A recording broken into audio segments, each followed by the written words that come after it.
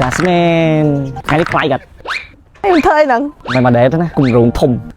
ថាគម្រោងធំនៃជីវិតរបស់យើងទាំងពីរនាក់ thấy mọi thấy khó này បងមកមើលទីតាំងបងជួយទីបងឡើងទីបងឡើងត្រួយ cùng tốc trận mẹ អាហ្នឹងសម្រាប់អនាគតយើងទាំងពីរនាក់នៅក្នុងអនាគត này cột nhóm ពីរនាក់យើង nhưng mà là cột ឥឡូវយើងទៅមើលសិន thế à ផ្ទះដែលបងចង់ឲ្យតែមកមើលនេះវ៉ាវអូខេ នេះ ឃើញអូនផ្ទះហ្នឹងយើងទិញហើយយើងនៅពីគ្នា ôi trời អ្នកនេះ Jasmine គាត់សប្បាយចិត្តពេកចឹងទៅគាត់ shock គាត់អ្នកគេ wow កន្លែងនេះអាចធ្វើការធ្វើទីលានបាល់ទាត់បានមួយចឹងកន្លែងនេះអូនឯងសប្បាយមើលកូនយើងទាំងពីរនាក់ធ្វើការទាត់បាល់ជាមួយគ្នានេះ tôi mũi tầng á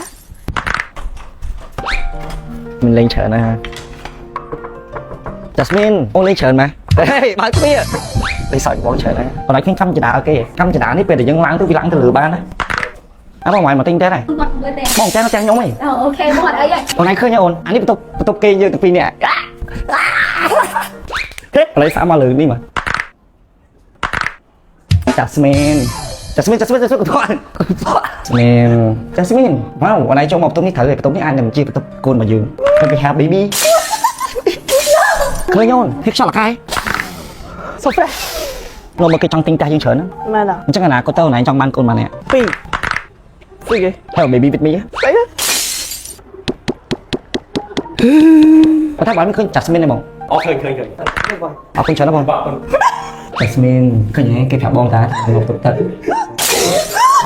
Master bedroom គេអូអូន Jasmine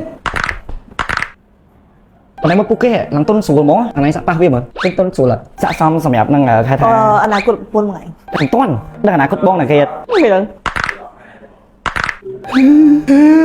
គឺបងបានសិក្សាវិជ័យតម្លៃវាប្រហែលជាខ្ទង់ 90000 không phải đó យើងនឹងបង្កើតកុងធនាគារមួយបង្កើត account ជាមួយនឹងគ្នាហើយយើងដាក់លុយសន្សំដើម្បីធ្វើការទិញផ្ទះមួយនេះលុយ95% nhung chưa được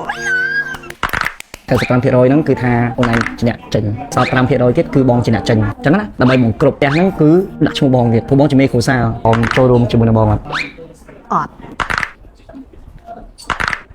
អីនៅថ្ងៃនេះក៏ផងដែរបរិយាច័ន្ទគិរីបានធ្វើការសម្ពោធជាផ្លូវការក្នុងការដាក់លក់វិឡាកូនកាត់វីស្តាតែមានបងប្អូនមកចូលរួមយ៉ាងច្រើនកកជាពិសេសអតិថិជនផ្ទាល់របស់ច័ន្ទគិរីតែម្ដងនិងមានបទបង្ហាញពី CEO ដោយផ្ទាល់និង activity លេងហ្គេមជាច្រើនទៀតហើយក៏សម្ពោធផ្ទះគំរូឲ្យបងប្អូនមកចូលរួមទស្សនាដោយផ្ទាល់ហើយវិឡាវីស្តាមានតម្លៃចាប់ពី